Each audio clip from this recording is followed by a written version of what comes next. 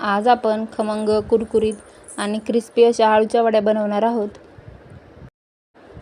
तर सगळ्यात आधी त्यासाठी आपल्याला एका मिक्सरच्या भांड्यामध्ये हिरव्या मिरच्या वाटून घ्यायच्यात. हिरवी मिरची, लसूण, जिरे आणि कोथिंबीरचं आपल्याला बारीक वाटण करून घ्यायचं आहे.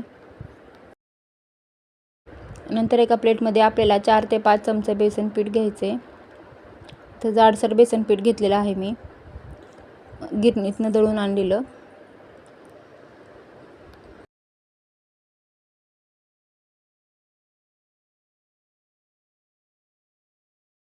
नंतर त्या बेसन पिठामध्ये आपल्याला पाव चमचा हळद आणि अर्धा चमचा मीठ टाकून घ्यायचे.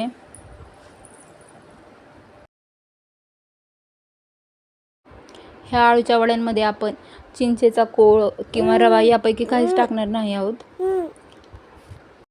अगदी मोजक्याच साहित्यात आणि मोजक्याच प्रमाणात आपल्याला ह्या वड्या बनवायच्या आहेत. तरीसुद्धा एकदम क्रिस्पी होतात आणि चवीलासुद्धा उत्तमच लागतात. फक्त प्रमाण परफेक्ट पाहिजे. नंतर आपल्याला बेसन पिठामध्ये केलेलं हिरव्या मिरचीचं वाटण टाकून घ्यायचं आहे. आणि वाटण बेसन पिठामध्ये आधी आपल्याला थोडंसं मिक्स करून घ्यायचं आहे. आणि नंतर त्यामध्ये आपल्याला मिक्सरच्या भांड्यात पाणी ओतायचं आहे आणि ते पाणी यामध्ये टाकायचं आहे. म्हणजे ती हिरवी मिरचीसुद्धा आपली बेसन पिठामध्ये मिक्स होईल, ॲड होईल. आणि पाणी आपल्याला थोडं थोडं करूनच टाकायचं आहे.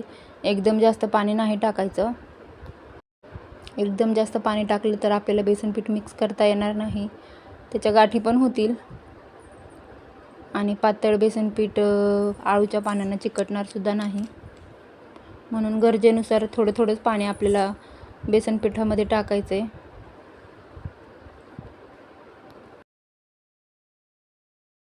आणि बेसन पिठाच्या गाठी मोडून घ्यायच्यात. थोडं थोडं करूनच आपल्याला बेसन पीठ मिक्स करायचं आहे, थोडं थोडं पाण्यानेच. बेसन पीठ आपल्याला जास्त पातळ पण नाही ठेवायचं आणि जास्त घट्ट पण नाही ठेवायचं. जास्त घट्ट बेसन पीठ झालं तर वड्या क्रिस्पी होणार नाहीत. त्यामुळं बेसन पिठाचं प्रमाण आपलं एकदम परफेक्टच पाहिजे. गरजेपेक्षा जास्त जरी बेसन पीठ घट्ट झालं तरीसुद्धा वड्यांना क्रिस्पीनेस येणार नाही.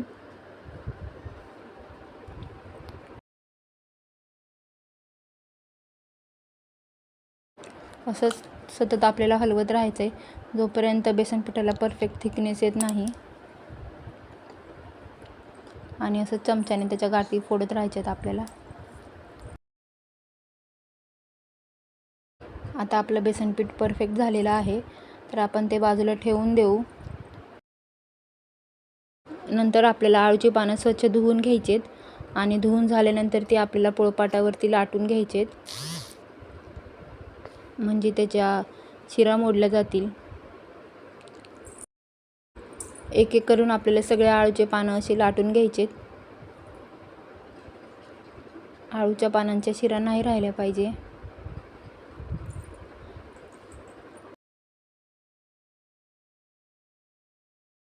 सगळ्या आळूच्या पानांच्या शिरा मोडून झालेल्या आहेत.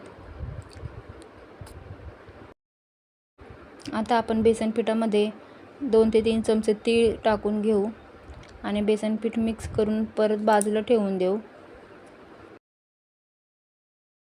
नंतर आपल्याला पोळपाटावरती शिरा मोडून घेतलेलं आळूचं पान घ्यायचं आहे आणि त्यावरती असं बोटाने बेसन पीठ पसरवून घ्यायचं आहे. बेसन पीठ आळूच्या पानाच्या कोपऱ्यापर्यंत गेलं पाहिजे, अशा पद्धतीने आपल्याला पसरवून घ्यायचं आहे. एकावर एक अशी 3 ते 4 पानं आपल्याला ठेवायची आहेत आणि त्यावरती असं सगळ्या बाजूने बेसन पीठ आपल्याला पसरवून घ्यायचं आहे.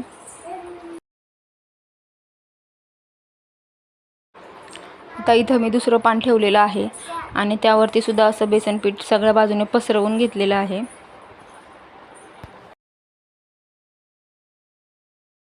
दुसरं पान झाल्यानंतर आपल्याला अजून एक यावरती पान ठेवायचं आहे आणि त्यावरती सुद्धा बेसन पीठ पूर्णपणे पसरून घ्यायचं आहे. कडेपर्यंत बेसन पीठ गेलं पाहिजे. बेसन पीठ सगळीकडे पसरवून झाल्यानंतर आपल्याला या पानांचा रोल करून घ्यायचा आहे. रोल आपल्याला घट्टसरच करायचा आहे, नाहीतर पानांना वाफ देताना बेसन पीठ बाहेर येईल. घट्टसर रोल करून घ्यायचा आहे आता आपल्याला या आळूच्या पानांचा. कारण घट्टसर रोल केल्यानंतर जेव्हा हे पाणी शिजून येतात त्याच्या आपल्याला वड्या पाडायच्या असतात तेव्हा त्या वड्या छान दिसतात. तो तयार केलेला रोल आता मी एका कुकरच्या भांड्यामध्ये ठेवला आहे आणि आता पोळपाटावरती दुसरं पान घेऊन त्यावरती सुद्धा मी बेसन पीठ पसरवून घेत आहे. आळूच्या वड्या बनवताना आपल्याला जास्त मोठी पानं नाही घ्यायची, शक्यतो छोटी आणि गावरानच पानं घ्यायची, कारण की गावरान पानांची चव वेगळी लागते आणि मोठ्या पानांची चवसुद्धा वेगळी लागते.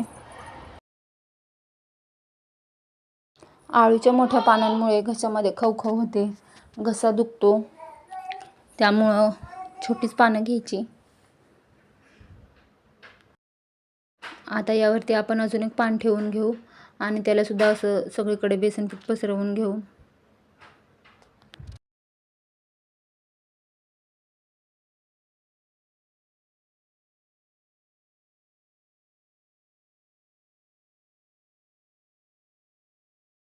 आता आपण अजून एक तिसरं पान यावरती ठेवून घेऊ आणि त्या तिसऱ्या पानावरती सुद्धा सगळीकडे बेसन पीठ पसरवून घेऊ. आळूच्या वड्या बनवताना बऱ्यापैकी ठिकाणी बेसन पिठामध्ये रवासुद्धा मिक्स केला जातो आणि चिंचेचा कोळसुद्धा, कारण रव्यामुळे क्रिस्पीपणा येतो, कुरकुरीत होतात आळूच्या वड्या. पण इथं आपण रवा आणि चिंचेचा कोळ यापैकी काहीच घेतलेलं नाही, तरीसुद्धा आपल्या वड्या क्रिस्पी आणि कुरकुरीतच होणार आहेत. जर परफेक्ट प्रमाण घेतलेलं असेल तरच. आता या वड्या मी कुकरच्या भांड्यामध्ये ठेवून कुकरमध्ये मी वड्या वाफवून घेते आहे. तुमच्याकडे स्टीमर असेल किंवा चाळण असेल तर त्यामध्ये सुद्धा तुम्ही वाफ देऊन घेऊ शकता. फक्त वाफ देऊन घ्यायची याच्यामध्ये आपल्याला 10 मिनिट.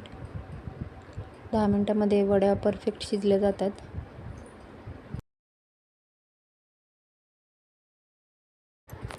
वाफ देऊन झालेली आहे आता आपली.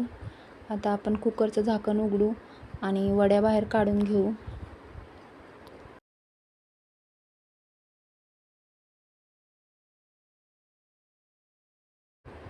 आता आपण वड्या बाहेर काढून घेऊ. कडेने असा आधी चाकू फिरवायचा, म्हणजे जर त्या खाली एकमेकांना चिकटल्या असतील तर त्या सुटल्या जातात.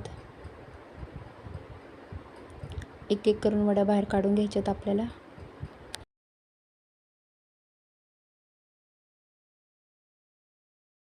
वड्या थोड्या थंड झाल्या की त्या आपल्याला मग चाकूने चिरायच्यात. थंड होऊ द्यायच्यात आधी आपल्याला आणि मगच चाकूने चिरायच्यात. आता आपण असं चिरून घेऊया. जास्त पातळ पण नाही चिरायच्या आपल्याला आणि जास्त जाड पण नाही चिरायच्या. जास्त पातळ चिरले तर त्या तेलात सुटतील आणि जाड ठेवल्या तर त्या क्रिस्पी नाही होणार. त्यामुळे अशा मापामध्येच आपल्याला त्या चिरून घ्यायच्यात. आता आपण गॅसवरती एका कढईमध्ये तेल गरम करायला ठेवू आणि तेल गरम झालं की मग आपण त्यामध्ये आधी एक वडी टाकून बघू. जर तेल गरम असेल तरच मग आपल्याला बाकीच्या वड्या टाकून घ्यायच्यात. एकदम थंड तेलामध्ये आपल्याला वड्या नाही टाकायच्या, कारण मग ते क्रिस्पी होणार नाहीत, फक्त त्या तेल उडतील आणि खूप जास्त तेलकट होतील. आणि जास्त गरम तेलामध्ये जर वड्या टाकल्या गेल्या तर मग त्या फक्त वरतून लाल होतात, आतमध्ये तशाच राहतात, आतमध्ये क्रिस्पी होत नाहीत. शेवटपर्यंत क्रिस्पी राहण्यासाठी आपल्याला मीडियम हॉट ऑइलमध्येच वड्या सोडायच्यात. जास्त गरमही नसलेलं पाहिजे तेल आणि जास्त थंडही नाही. त्यामुळे आधी एक वडी टाकून बघायची, तेल गरम आहे की नाही चेक करायचं आणि मगच बाकीच्या वड्या टाकून घ्यायच्यात आपल्याला.